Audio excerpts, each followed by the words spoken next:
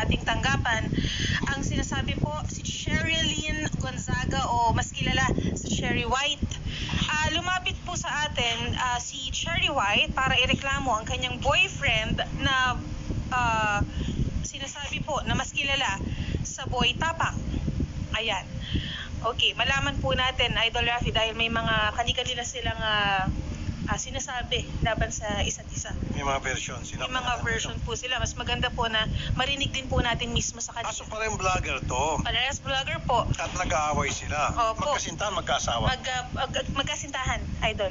Okay. Hindi po sila kasal. Alright. So live-in. Live-in lang po. At ipagbatiin natin kung ano yung problema, di subukan natin paayusin. Tulad mga ginawa natin mga nakarang araw hanggang ngayon. Opo. At meron tayong video. Sige. Panoorin po natin.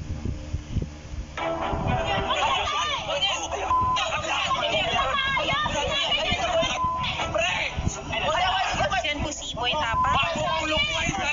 Na umawat. Buhayin mo yung sarili mo! Huwag kami mga Bisaya! Alam kong mahina ka! Alam kong mahina ka! Tarang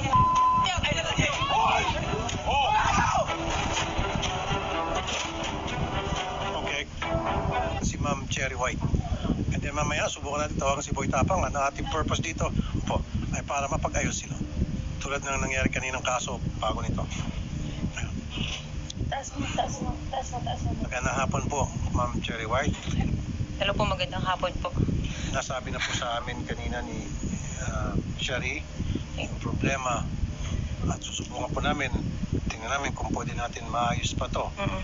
Gaano katagal na po magkasintahan ni Boy Tapang?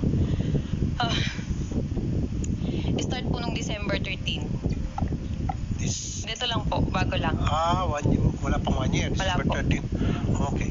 Well, sayang naman po yun, kahit paano, December, January, tatatlong buwan na kayo.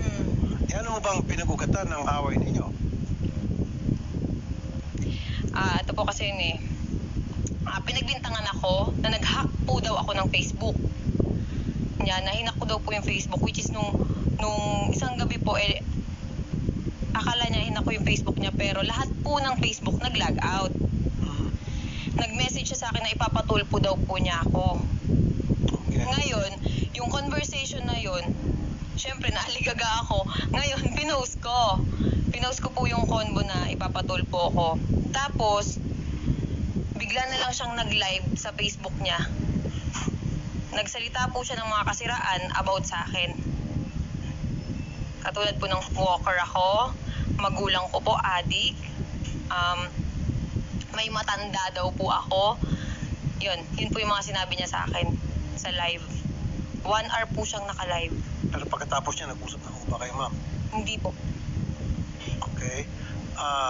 Hindi mo natanong sa kanya ba't niya nagawa yon? Wala ba siya yung pagsisisi or pag nag-post later on na bakit niya nagawa yon o hindi ba siya nag-reach out at gusto makipagbati? Wala po eh. Bakit siya pang magpapatulpo Ayun nga po eh, hindi ko maintindihan bakit ako pa ipapatulpo kasi may ebidensya daw po siya na pinapahack ko yung account niya, yung Facebook niya. Anong ebidensya pong hawak niya? Hindi ko po alam, nung gabi po yun, lahat yun nag-log out yung Facebook. Pero kung kayo po ay magkasintahan, ba't kinakailan po ay i-hack yung kanyang Hindi ko nga po alam, hindi ko po gawain yun. Pero yan po iba na-explain mo na sa kanya. In-explain ko po, pero sunod-sunod yung rant niya sa akin. Sinasabihan niya pa ako ng bad words na, ulul ka, alam ko ikaw may gawa nito. Pero, nung time na po yun, lahat ng Facebook nag-log out. Okay. Apo, nagkaroon po talaga ng down po ang meta po nung araw po na yun. Facebook, Messenger, and Instagram po. Yung po Nag-down po talaga. alam niya at nasabi sa kanya? Hindi ko po alam. Pero nung time na po na yun, sinabi ko sa kanya yun na, paanong hinahack, nagko-content kami dito na na-log out lahat ng Facebook. Sabi niya, ulul ka, ikaw lang gagawa nito, alam ko yung ginagawa mo. Pero anong motibo para gawin niyo sa kanya? Hindi niyo ba naipaliwanag sa kanya na ba't ko gagawin yun, ba't kita i-hack? Sir, puro bad words po yung sinabi niya. Ako, kalmado lang. Sabi ko, hindi ko gagawin yan. Nandito po yung conversation sa akin. Pero sa palagay niyo po, bakit niya naisip yun? Siguro po dahil po galit siya. Galit siya? Bakit po siya galit? Sir, matindi magalit yun, nakakatakot. Kaya nga Boy Tapang Opo, nakakatakot talaga. Dapat prepared ka na kung nung makipagrelasyon ka sa kanya. Hindi, kaya nga po naipag-iwalay na ako eh. Ayaw niya. Ayaw niya. Siguro give it a try. Kasi siyempre ma'am, nung pinasok mo relationship with him, alam mo kung ano yung karakter, yung pagkatao niya. Dapat tanggap mo Sir, yan. yung ready nagkakilala ka. kami, hindi po siya ganun. Sobrang lambing niya. Hmm. Sobrang bait niya. Okay, maganda yung sinabi mo. So, Opo. ano sa tingin mo ang dahilan nung sobrang bait niya, sobrang lambing niya, biglang nag 360 degrees? Sir, selos. Ayun. Yan Selos. sinasabi nila, huwag ka kasing magkaroon ng kasintahang maganda. Oo, di ba? Kasi kung ikaw magkasintahan maganda, talagang marami kang problema dyan. Siyempre, Sir, natural. maganda. Hindi po daw ako maganda. Kasi sinasabi niya sa live, unggoy ka din. Tanggalin mo yung maskara mo. Pangit. Kasi sir, ritoke daw po yung ilong ko. Wala namang masama kung ritoke. Doon sa mga mga selosa at seloso, wag na kayo magkasintahan ng gwapo at maganda para hindi na kayo magsiselos. Wala nang aligid-aligid. Di ba? So, nagsiselo siya. Baka naman may pagbasihan, ma'am, para maging fair. Baka naman may pagbasihan yung pagsiselos niya. Sir, ito nga pilit kong sinasabi noon sa social media, ilabas mo kung anong dahilan ng hiwalayan natin. Bakit hindi mo malabas? Kasi sir, ayoko magsalita masisira siya. Hindi, pero ma'am, kasi wala siya dito, subukan natin tawagan. Yung bang, okay, dati malambing siya, sabi niya sweet. Sobra. Oo. Para akong Siyempre, prinsesa. tama lang yun. Usually pag naniligaw, Mm. pag tumagal-tagal na, hindi naman lahat, medyo pa yung pagbabago. Opo. Pero, what led to it? Ano po yung mga nagawa mo sa tingin mo sa kanya na para naging ganun po yung kanyang pag-aasal na ngayon sa inyo? Kasi ganito po yan nag-start yan pati dun sa may nagpa-picture sa akin sa Alcoy, sa Cebu. Nag-away po kasi kami that time, lagi kami nag-aaway. Laging punto selos. Siyempre ako nagselos din ako, pero yung pinagsiselosan ko nasa lugar. Okay. Nasa Ano tama. po yung sa Cebu? Yung sa Cebu, sir, ganito yan Meron din kasing lumabas sa video po na nakita ko. Pero hindi po siya yung sinaktan ko. Yung mga kaibigan niya. Sir, dinipensahan ko po kasi yung sarili ko. Umakyat ba ako dun sa resort, nakapanty ako, nagsiswimming po ako dun that time. Tapos, pag akyat ko, galit na galit siya. Sabi niya sa akin, hinawakan niya yung kamay ko agad. Nakaganyan ako, sir. Hinawakan niya po yung kamay ko, tapos yung kaibigan niya, 4 na lalaki. Habang hawak niya ako, naka-video sila, nasa kalsada po kami, may video ako. Nasa kalsada sila, nakipag-sex ka doon?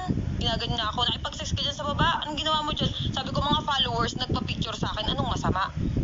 Doon na siya na-trigger. Nagselo siya, yun. So, pinagpa-picture sa yung mga followers, pinagsilosan niya po yun. Opo, yung mga taga Cebu, doon po sa lugar na yun. Natural lang po sa ating mga vloggers, mag-isiguro sa kanya pag may nakikita mga followers nagpapapicture. Hindi niyo po naunawaan yun, bakit wala ho ba nagpapapicture sa kanya? Madami din po. At ikaw, nagsiselos ka ba pag may nagpapicture sa kanya? Hindi po. Normal po yun pag may nagpa-picture. Kaso kasi yung point po na yun, naghiwalay na naman kami. Yung mga nagpa-picture sa akin, pinatagay ako. Dun sa may resort. Siyempre, katuwaan po kami, yun. Pag akyat ko yun, nagalit na siya. Anong dahilan daw bakit si Boy Tapang, siya pa sana magpapatulfo? Anong sinasabi? Pinahack ko daw po yung account niya, kaya ipapatulpo niya. Pagpapahack. Okay, na wala naman pong basihan. Okay. Kayo ba, willing ma'am na pagbatiin ko na lang kayo? Hindi po. Ayaw mo na. Sayang naman po yung 3 buwan. Ay, hindi po. Hindi ako manghihinayang dun. Anong dahilan ba't nandito po kayo ngayon? Gusto ko po kasi sabihin sa kanya na kasi sa social media po tinitira na yung yung mental health ko talaga. May mga nagbabanta din, tapos hindi na ako makatulog ng maayos sa lahat ng sinasabi ng tao. Ganyan pala yung babaeng yan, may matanda. Kasi yung sinasabi niya pong matanda, tatay po ng anak ko yun. Na 40 years old. Sabi mo sa kanya, bago kayo nagkipagrelasyon sa kanya na ako ay merong anak at ang tatay nito ay... Alam niya po yun. Okay, so dapat hindi niya sinisingil siya yun. Diniklara niya yun sa kanya. Okay. So ano pa po yung kanyang hinaing? Sa social media, yung mga luxury bag ko daw po ay galing sa sugar daddy. Yun yung sinasabi niya. Na pinost ko, galing po yun sa sarili kong pinagpaguran yun. Yun yung kasi may mga nagko-comment sa akin, uy, ang bag mo galing naman sa sugar daddy mo. Siyempre nasasaktan ako, sir. Yung mga ganun na nadadamay din po yung anak ko sa mga comment. Kaya kaya sabi ko, hindi po ako sumagot sa sa Facebook. Gusto ko daanin na lang namin sa... Okay. Kasi mama ito, kung talagang hindi kayo magpag-ayos at lumalato, kung yun po yung naitabi nyo o na screenshot nyo, yung mga pananalita na hindi totoo, pwede kong ma-cyber libel natin. Kung sino man yung gusto nyo, may kagagawa niyan. Lalo yung sinasabi na ikaw ay walker, ikaw ay ganito, ganon, na below the belt po yun. Baka po yung nanay ko, tsaka yung tatay ko, sinabihan niya ng adik. Yun po, pwede natin makasuhan ng cyber libel mga yun. Nandiyan ho na preserve nyo yung mga post na yon. Hawak nyo pa po. Opo, may video. Sinend ko na po. Pwede ko kayo mag-cyber libel kung tutusin. Pero habang maaari sana maiwasan natin, papagbati namin kayo. Hindi po mangyayari yun. Kilala ko yun eh. Okay? So, at least kayo po yung nakapagsalita na sa amin. Pag siya'y pumunta rito, alam na namin kung anong gagawin. Siya nga pala, kanina pala, malala ko, yung lawyer po ni Boy Tapang gusto ata makipag-usap off-air.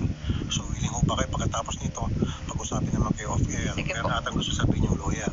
Siyempre, yung lawyer siguro, alam niya na pwede ka mag-cyber libel dun sa mga sinasabi mo. Tapos kayong mga libelous, yung mga Ay, wala po. malisyosong mga panalita, wala. Okay. Sige po, si Boy Tapang daw, mamaya na lang daw magsalita. Yung, may Actually, sir, panawagan. may post po siya sa Facebook 20 minutes ago kanina po. Kakagising ko lang, excited naman to. Kalmahan mo, alam ko, pangarap mo yan umabot sa Tulfo kagaya ng pag-utos mo kay Canada Girl dati. Asa na ang tawag, iniintay ko. Pero tinatawagan natin, sir, wala pong masagot po. Saan? Pupuntahan na lang daw po si Boy Tapang. Hindi niyo tinatawagan? Ano? Ringing po, hindi po sumasagot, sir. Pero Yung mga nakausap staff po natin natin. kanina yung lawyer, di ba? Opo, hindi po sumasagot. Tas kanina, ngayon po, cannot be reached na po. Yung number po na ibinigay po ni Ma'am Kasi Cherry nga, White. ayaw nga nila ng on-air. Ang gusto nila off-air. Yung lawyer. Yung lawyer daw po ang willing Yung lawyer daw po, makipag-usap. Ma'am Cherry White, willing natin makipag-usap. So mas maganda kung lawyer, alam niya na anong pwede mangyari base dun sa mga sinabi mo na mga post. Actually, Sir Rapi, meron din po akong lawyer. Pwede din po rin yun. Pwede din po siyang yun din yung makipag-usap. Lawyer to lawyer. Opo. Patay na, mukhang tumitindi na to. Akong Maris, kayong dalawa lang. Hindi po. Mas mabilis masolve yun kung kayong dalawa lang. Hindi Kasi na po pag lawyer kaya. to lawyer, medyo ibang level na Napahiya yun. na po kasi ako sa social media eh. Wala nang Nadama yung anak ko eh. Walang pag-asa na magkabalikan Wala kayo. po. Ano po ang mensahe nyo kay Boy Tapang? Huwag ko kayo gusto sabihin sa kanya. Nanonood po siya malamang kasi kinadbilis na po siya, pinatay niya yung cellphone. Ano po niyo po sa kanya? Wala. Good luck natin. Yun lang pag-usapin natin. Opo. Sige, salamat ma'am at good luck po sa inyong dalawa. Sige po. Dadakapan po.